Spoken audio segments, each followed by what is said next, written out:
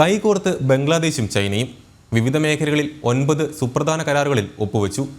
ഭാരതം China ബന്ധം വഷളായിരിക്കെ യൂനിസിന്റെ China സ്നേഹം വർദ്ധിക്കുന്നത് ഭാരതം നിരീക്ഷിച്ചു വരികയാണ്. ബംഗ്ലാദേശിൽ ഹിന്ദു വിഭാഗത്തിനെതിരെ ആക്രമണങ്ങൾ തുടരുന്ന പശ്ചാത്തലത്തിൽ ഭാരതം ബംഗ്ലാദേശ് ബന്ധം വഷളായിരിക്കെയാണ് യൂനിസ് സർക്കാർ ചൈനയോട് കൂടുതൽ അടുക്കുന്നത്. ആരോഗ്യം, കായികം, സാംസ്കാരികം, സഹകരണം തുടങ്ങി 9 മേഖലകളിലെ കരാറുകളിലാണ് ഇരു രാജ്യങ്ങളും ഒപ്പുവെച്ചത്. ബംഗ്ലാദേശിലെ വ്യവസായ വാണിജ്യ മേഖല പുഷ്ടിപ്പെടുത്താനുള്ള ഇടക്കാല സർക്കാരിന്റെ ശ്രമങ്ങൾക്ക് ചൈന അകമഴിഞ്ഞ പിന്തുണയും വാഗ്ദാനം ചെയ്തു. മുഹമ്മദ് യൂനിസിന്റെ ചൈന സന്ദർശനത്തിനിടെയാണ് കരാറിൽ ഒപ്പുവെച്ചത്. ചൈനീസ് പ്രസിഡന്റ് ഷീ ജിൻപിങ്ങുമായി മുഹമ്മദ് യൂനിസ് കൂടിക്കാഴ്ച നടത്തി. ബംഗ്ലാദേശിൽ ചൈന നിക്ഷേപം നടത്തുന്നത് സംബന്ധിച്ച ഔപചാരിക ചർച്ചകളും ആരംഭിച്ചു.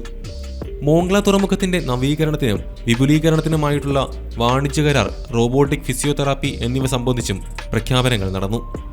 വൺ ചൈന എന്ന തത്വത്തോടുള്ള ഉറച്ച പ്രതിബദ്ധത വ്യക്തമാക്കിയ Bangladesh, People's Republic of China മുഴുവൻ ചൈനയുടെ പ്രതിനിധിയാണെന്നും തായ്വാൻ ചൈനയുടെ അവിഭാജ്യ ഘടകമാണെന്നും ആവർത്തിച്ചു.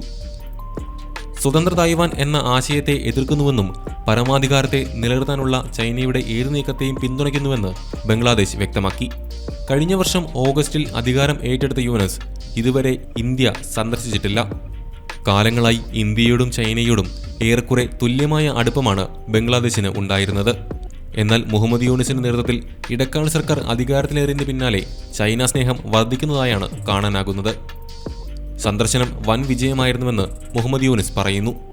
ചൈനയിലെ വിപണിയിൽ 2028 വരെ നികുതിയില്ലാതെ വ്യാപാരം നടത്താനുള്ള അനുമതി കിട്ടിയെന്നും അദ്ദേഹം പറഞ്ഞു. യൂനിസ് അധികാരത്തിലേറിയത് മുതൽ ഭാരതം ബംഗ്ലാദേശ് ബന്ധം വഷളായിരിക്കുകയാണ്.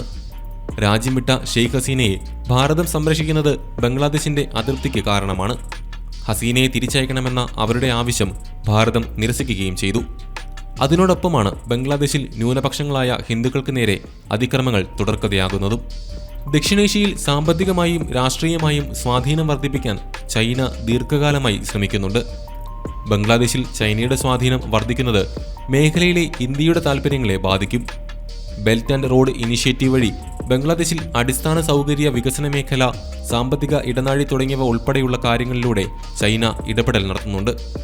ചൈനയുടെ ഈ നീക്കങ്ങൾ സാമ്പത്തികമായി ഇന്ത്യയെ ബാധിച്ചേക്കും. ബംഗ്ലാദേശുമായി ചൈനയുണ്ടാക്കുന്ന അടുപ്പം ഭാരതത്തിന് സുരക്ഷാ ആശങ്കയും ഉണ്ടാക്കുന്നുണ്ട്. ബംഗ്ലാദേശ് സൈന്യത്തിന് ആവശ്യമായ വെടിക്കോപ്പുകൾ അടക്കമുള്ള ഉപകരണങ്ങളിൽ 70% ചൈനയിൽ നിന്നാണെന്നാണ് റിപ്പോർട്ടുകൾ. അതുകൊണ്ട് തന്നെ ബംഗ്ലാദേശിന്റെ ചൈന സ്നേഹം ഭാരതം സദാ നിരീക്ഷിച്ചു വരികയാണ്.